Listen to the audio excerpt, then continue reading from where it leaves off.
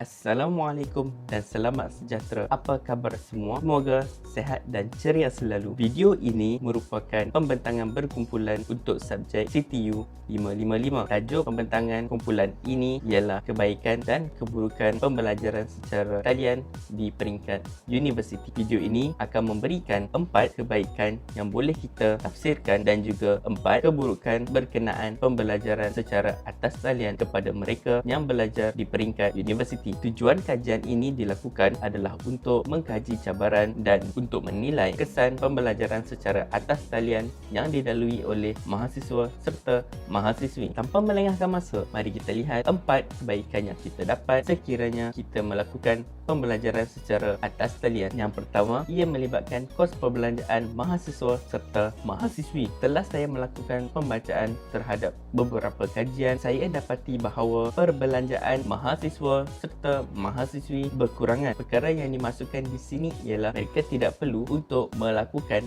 penyewaan rumah sekiranya mereka belajar secara atas talian. Bukan itu sahaja, perbelanjaan terhadap pemakanan serta pengangkutan mereka turut berkurangan. Mereka ini merupakan golongan yang tidak mendapat tawaran untuk menempat di kolej atau bilik asrama. Hal ini kerana jumlah keseluruhan mahasiswa serta mahasiswi yang belajar di peringkat universiti teramatlah banyak. Oleh itu, wang perbelanjaan bulanan mereka boleh diguna pakai untuk keperluan yang lebih penting seperti buku teks dan pembayaran bahan bacaan yang diperlukan. Seterusnya, kebaikan kedua yang kita boleh dapati ialah kapasiti pembelajaran secara atas talian adalah tanpa had. Apa yang dimaksudkan di sini ialah jumlah keseluruhan mahasiswa serta mahasiswi yang hadir ke kelas boleh ditambah bilangan mereka dengan jumlah yang lebih ramai. Dengan kaedah ini, ia membolehkan para pensyarah untuk melakukan sesi pembelajaran secara serentak tanpa meluangkan masa yang lama. Perkara ini juga membolehkan mahasiswa serta mahasiswi untuk hadir ke kelas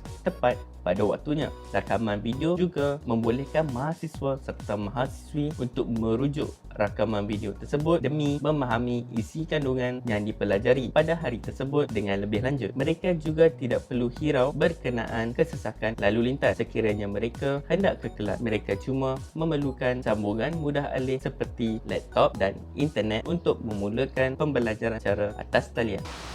Assalamualaikum warahmatullahi wabarakatuh. Saya Amirul Ashraf bin Salim daripada kelas IM2453 ST2. Antara kebaikan pembelajaran atas talian di peringkat universiti ialah kemahiran teknikal baharu.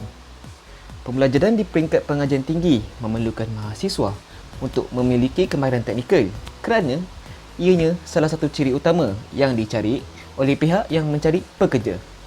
Para mahasiswa juga dituntut untuk mengendalikan bahan pembelajaran digital, membiasakan diri dengan perisian dan peralatan baharu serta mengenal pasti dan menyelesaikan masalah biasa kerana ianya sebahagian daripada kursus pembelajaran. Dengan lebih banyak pensyarah memberikan tugasan untuk dilaksanakan di alam maya, amat penting bagi para mahasiswa untuk belajar bekerjasama dalam jarak yang jauh. Para mahasiswa juga perlu memahirkan diri di dalam bidang teknologi. Apabila para mahasiswa dikehendaki untuk melakukan tugasan dalam kumpulan, perkongsian fail boleh menjadi suatu perkara yang menyukarkan mereka. Para mahasiswa boleh menggunakan aplikasi serta perisian percuma yang boleh membantu mereka untuk berkomunikasi. Berikut merupakan aplikasi yang dimaksudkan. Zoom, Z-O-O-M, Zoom.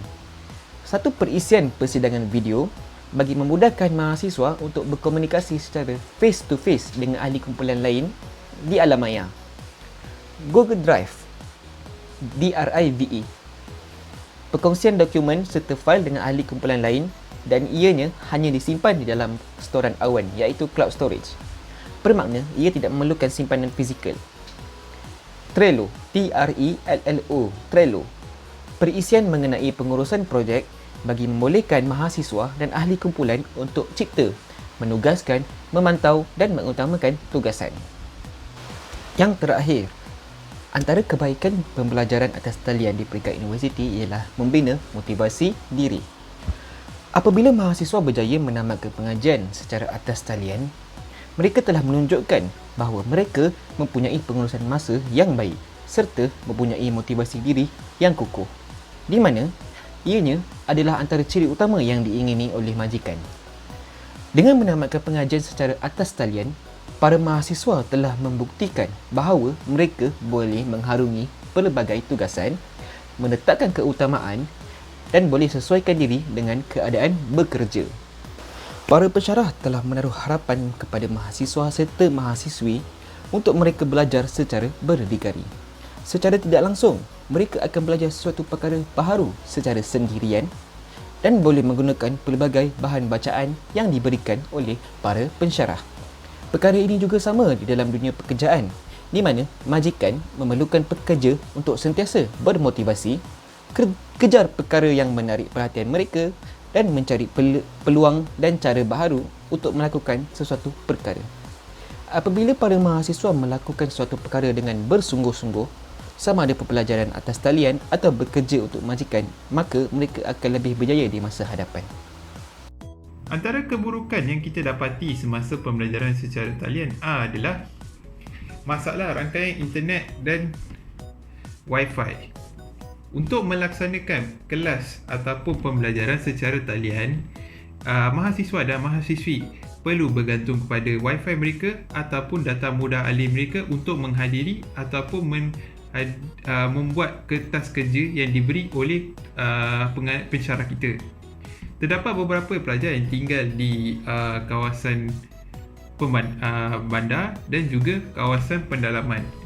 Masalah yang sering berlaku di kawasan pendalaman adalah rangkaian internet yang stabil. Seperti yang kita tahu kes Viviona, Viviona menghadapi masalah rangkaian internet yang stabil dan selalu dia akan memanjat pokok untuk mencapai internet yang stabil dan sanggup bermalam di situ untuk menyiapkan kerja-kerja yang diberi oleh pensyarahnya. Oleh itu, kerajaan harus memberi inisiatif untuk memberi rangkaian internet yang kuat kepada kawasan bandar dan juga kawasan pedalaman supaya pelaksanaan pembelajaran secara talian dapat diteruskan dan berjalan dengan lancar. Yang kedua adalah masalah disiplin dalam kalangan mahasiswa dan mahasiswi. Hal ini berlaku apabila mereka tidak mendisiplinkan diri mereka apabila kelas itu berlangsung dengan tidak menghadiri kelas tersebut ataupun tidak menyiapkan kerja-kerja yang diberi oleh pensyarah mereka. Hal ini berlaku apabila mereka gemar menonton video sambil kelas itu dilaksanakan, tidur di dalam kelas ataupun main game semasa kelas itu dilaksanakan. Bila perkara-perkara ini berlaku, pensyarah tidak dapat mempunyai kuasa yang mutlak untuk memantau mereka sama ada mereka memfokuskan diri mereka di dalam kelas ataupun menyiapkan kerja-kerja yang diberi oleh mereka. Oleh itu, kita harus mendisiplinkan diri kita supaya kerja-kerja kita dapat disiapkan yang diberi oleh pensyarah kita dan juga mendisiplinkan diri mereka supaya mereka dapat menimpa ilmu dan tidak membazir tenaga pensyarah dan juga mendapat keputusan yang baik. Assalamualaikum dan hai, saya Muhammad Afiq akan menerangkan keburukan pelajaran secara atas talian. Keburukan pelajaran secara atas talian yang dapat kita lihat ialah pendekatan yang terhad antara warga didik dan anak didik. Ini kerana para pensyarah hanya menyampaikan pelajaran pada subjek berkenaan sahaja. Apabila para mahasiswa dan mahasiswi mahu menghubungi para pensyarah melalui aplikasi WhatsApp ataupun sistem pesanan ringkas iaitu SMS, para pensyarah berkemungkinan lambat untuk membalas atau menghubungi pelajar-pelajar tersebut kerana seorang pensyarah mempunyai ratusan anak didik. Di samping itu juga, sekiranya para mahasiswa dan mahasiswi menghubungi para pensyarah untuk bertanyakan soalan, berkemungkinan peranti yang digunakan oleh para pensyarah boleh mendatangkan masalah. Dan dilupakan juga, masa merupakan satu keburukan ketika pembelajaran secara atas talian ketika berada di rumah. Ini dapat mengganggu ketenteraman para pelajar. Contoh yang pertama ialah sekiranya para pelajar mempunyai adik yang masih kecil, semestinya mereka akan membuat bunyi bising ketika sedang bermain ataupun sedang sakit. Sebabkan itu, para mahasiswa dan mahasiswi perlu mencari tempat yang sunyi untuk fokus kepada pelajaran mereka. Menurut Abdul Ghasid Matzin, masa yang berkualiti bermakna menggunakan masa yang ada sebaik mungkin untuk mentelaah atau melaksanakan kegiatan pendidikan dengan berkesan. Di sini dapat dilihat para pelajar tidak dapat menggunakan masa yang ada dengan sebaiknya kerana mereka sibuk mencari tempat yang sunyi untuk belajar. Kesimpulan yang boleh dibuat daripada kajian yang telah dilakukan ini ialah mahasiswa serta mahasiswi mendapati pembelajaran secara atas talian menyukarkan mereka untuk mendapatkan maklumat yang diperlukan ketika sedang belajar. Mereka tidak dapat memberikan sepenuh perhatian terhadap pembelajaran yang dilakukan pada hari tersebut.